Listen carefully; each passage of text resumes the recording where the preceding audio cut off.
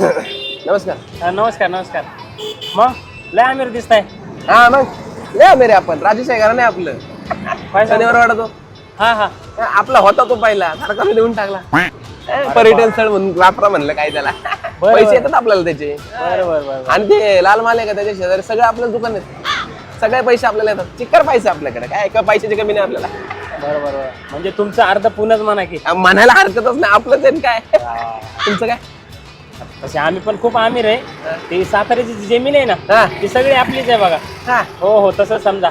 इथं पुण्यामध्ये पण कोरेगाव पार्कला आपले 3-4 बंगले आहेत. त्यामध्ये 3-4 खोल्या अशा भरलेल्या आहेत पैशानी.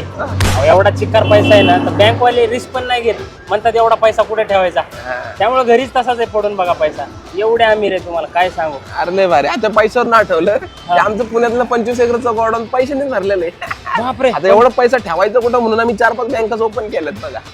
लय पैसे आपल्याकडे. सेम तुमच्याकडे बघा आमची परिस्थिती. जळता जळणा घरी एवढं पडलंय बघा. काय सांगायचं तुम्हाला. म्हणजे असं मला वाटायला लागलं आपल्या पेक्षा कोणच नाही पुण्यामध्ये आमिर. आपणच आमिर. 300 रुपये रोज कोण येत आहे कामाला. 300 रुपये रोज येतात कामाला.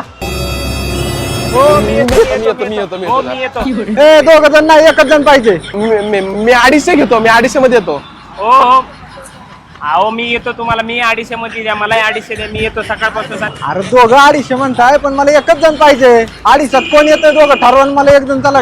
मी 200 मध्ये येतो. मला जेवायला दिलं चालेल. मला चहा दिलं तरी चालतंय.